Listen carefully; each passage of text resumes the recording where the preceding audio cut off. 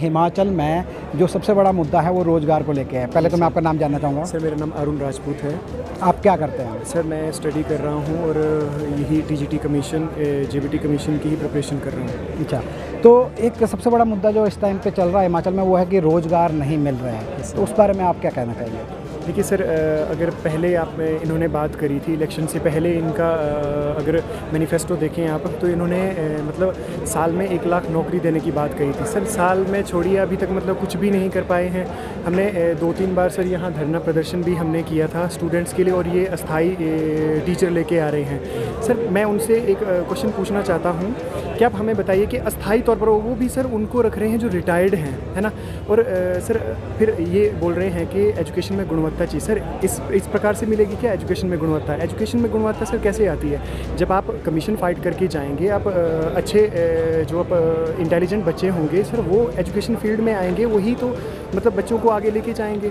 और सर यहाँ अस्थाई जो रिटायर्ड कर्मचारी हैं उनको ये रख रहे हैं और बात कर रहे हैं रोज़गारों की। सर आज तक एक भी भर्ती नहीं हुई है, कमीशन एक भी नहीं निकला है, और इनके रोज़ अखबार देखे ना सर, तो वहाँ मतलब हज़ारों के हिसाब से भर्तियाँ होती हैं। ये मतलब युवाओं को लटकाने वाली बात कर रहे हैं सर, बाकी कुछ भी नहीं कर रहे हैं। तो आपका कहना है कि सरकार जब बात रोज़गार की आती है तो सिर्फ बातें ही कर रही है और उसके अलावा कोई भी कदम सरकार की तरफ से नहीं उठाया जा रहा है, तो किस तरह का आपको लगता है कि इस समय जो जॉब्स हैं, जो नौकरियां हैं सरकारी, बहुत सारे ऐसे पद हैं बहुत जगहों पे जहां जो अभी तक खाली पड़े हुए हैं, खासकर जब आप टीचिंग की बात करते हैं तो आप बोलते हैं कि रिटायर्ड उनको किया जा रहा है, दोबारा से रीइंस्टेट किया जा रहा है, तो वहाँ पे आपको क्या लगता है कि जो यूथ है अगर उनको वो जॉब नहीं मिलती है तो मानसिक रूप से वो किस तरफ जा रहे हैं? सर मानसिक रूप से तो प्रताड़ना हमें मिल ही रही है। मैं अब 3 साल लगभग इनके हो गए हैं सर, 3 साल में एक भी कमीशन नहीं निकला है। और अभी आरटीआई के हमने आरटीआई लगाई हुई थी, आप मतलब 17,000 प्लस जो टीजीटी के पद हैं वो खाली हैं, 200 समथिंग एलटी के खाली हैं, और जेबीटी के सबसे ज़्यादा पद खाली हैं।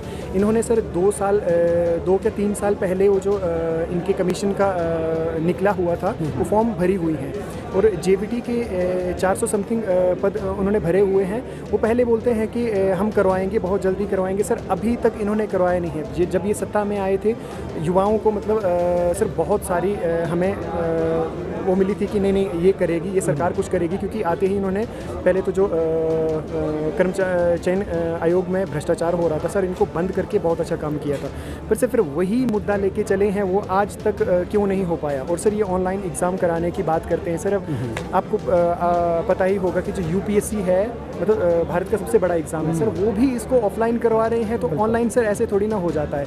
ऑनलाइन में सर पैसा भी चाहिए और इंफ्रास्ट्रक्चर भी चाहिए, और ऐसा मुझे नहीं लगता कि हिमाचल में वैसा है। तो फिर सर किस बेस पे आप ये फिर लटकाने वाली बात, अपना कार्यकाल पूरा करने के चक्कर में हैं ये लोग।